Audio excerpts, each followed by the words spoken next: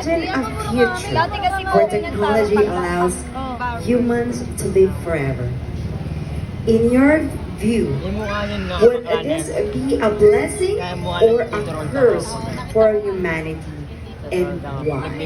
It will definitely be a curse because I believe that life must have an end. It is a gift from God and it should end because of God too.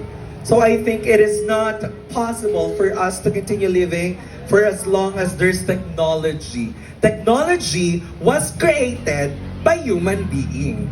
Kung wala ni isa sa atin ang mamamatay, hindi magiging balanse ang mundo. The world will be overpopulated and slowly it will be destroyed.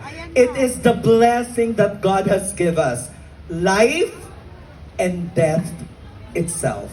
So I myself respect what God has given us.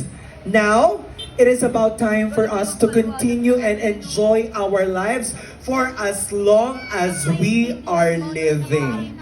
Kailangan yakapin natin ang buhay natin, pagbutihin natin sa araw-araw, at wag nating makakalimutan magpakatao at ituring ang bawat mamamayan na nakakasalamuha natin ng kagaya sa pagturing na gusto nating matanggap sa pang-araw-araw.